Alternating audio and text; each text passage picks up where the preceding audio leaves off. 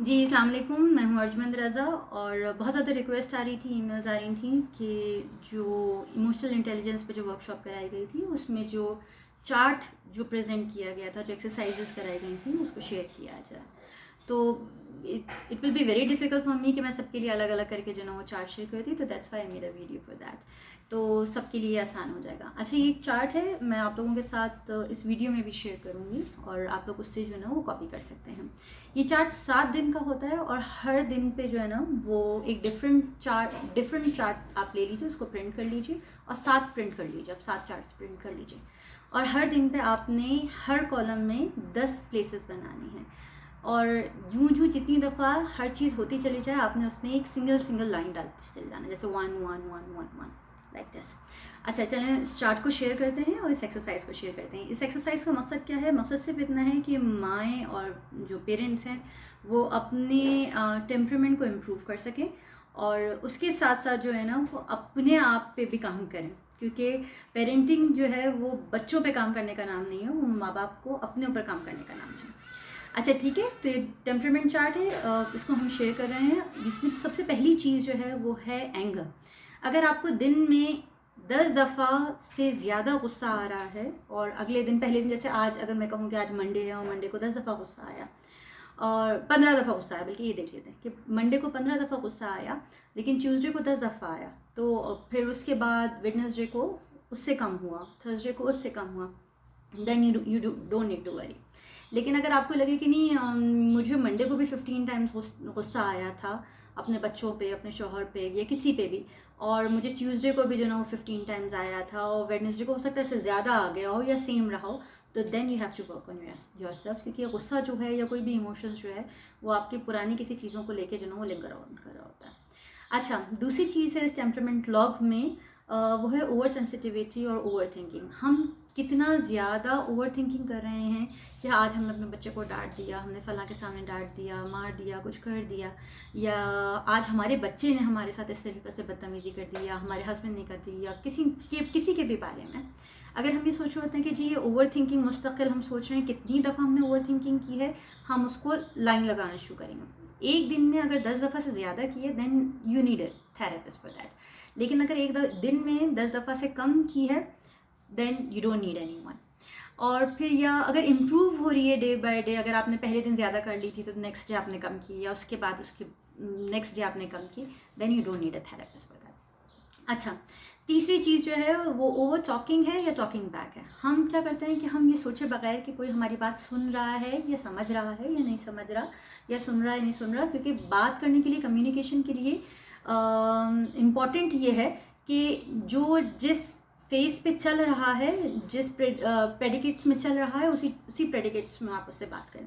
ऐसा ना हो कि वो बंदा विजुअल है और आप जो ना वो ऑडिटोरियस में बात करें, या बच्चा जो कैनेस्थेटिक है वो तो देख देख के सीख के काम कर करके एक्सपेरिमेंट करके समझते हैं, और हम उसको जो है ना वो ऑडिटोरियस फेज में चला रहे हैं और उसको बोले जा रहे हैं कि ये करना है, ये करना है, ये करना है। या हो सकता है बच्चा विजुअल है, वो देख के सीखता है, देख के याद करता है, देख के समझता है, लेकिन हम जो है ना वो बोल के ही जो ना, क्योंकि हमें ही आसान लगता है बोलना, तो हमसे बोले चले जा रहे हैं।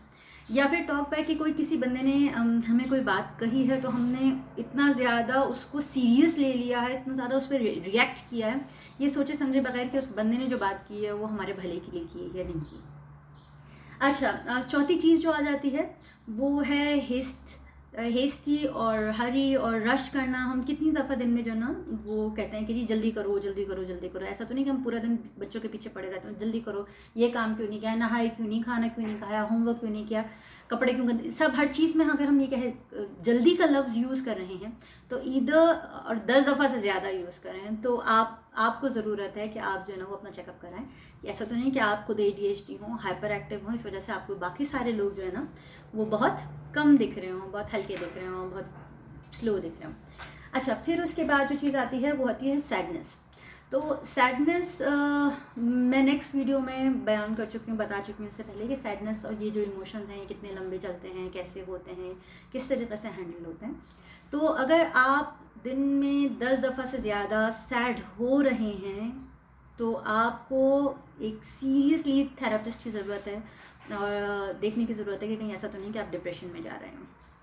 अच्छा, फिर उसके बाद आता है फियर। आपको अगर खौफ है किसी चीज़ का कि कहीं ऐसा ना हो कि हम जो अपने बच्चों को बाहर लेके जा रहे हैं, ऐसा ना हो कि हमारा बच्चा फला जगह जाके बदतमीज़ी कर दे या तोड़ दे, या ऐसा ना हो कि उसके फ्यूचर का क्या होगा। अगर हमको खौफ है बच्चों के अलावा अपने स्पाउसल रिलेशनशिप को भी लेकर या अपनी जॉब को लेकर या किसी भी चीज़ को लेकर, अगर हमें जो ना वो खौफ मौजूद है, तो और वो खौफ जो वो ख्याल है वो खौफ का, वो एक दिन में 10 दफ़ा से ज़्यादा आता है, देन ये सिम्टम्स हैं एनजाइटी के, जो इम्प्रूव अगर नहीं हो रहा तो एनजाइटी के सिम्टम्स हैं, please please look for a nearest therapist, ठीक है।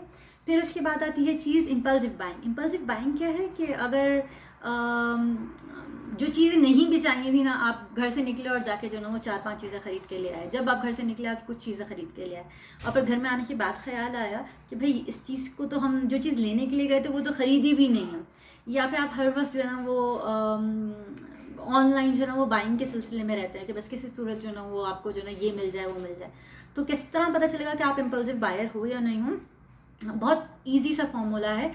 जब भी कोई चीज़ लेने का दिल में ख्याल है तो सबसे पहले ये सवाल कीजिए, डू आई नीड इट और do I want it. If you need it then you must go and buy it, but if you want it then please don't.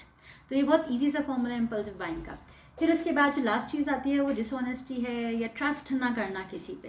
तो इंसान ट्रस्ट नहीं कर पाता किसी पे। अगर आप दिन में 10 दफ़ा से ज़्यादा ऐसे लोगों से मिलते हो जिन पर आप ट्रस्ट नहीं कर सकते, तो चाहे वो आपके फैमिली मेम्बर्स हों, आपके दोस्त हों, आपके कोलीग्स हों, आप उन पर ट्रस्ट नहीं करें, तो दरअसल आपका ट्रस्ट पहले किसी ने तोड़ा है, ब्रेक किया है। इस वजह से जो है ना वो अब आप अपनी लाइफ में दोबारा किसी पे जो ना वो एतबार नहीं कर पा रहे। तो पहले जो टूटी हुई चीज़ है उसको फिक्स होना ज़रूरी है, फिर आगे बढ़ना ज़रूरी है।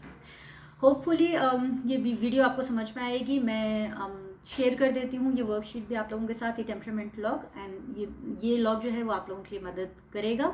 और इसके अलावा भी अगर कोई सवाल हो तो प्लीज़ आप लोग पूछ सकते हैं, feel free to ask me, और email me at helpforkidsansadults@gmail.com, और please don't forget to subscribe my channel and like my videos. Thank you so much.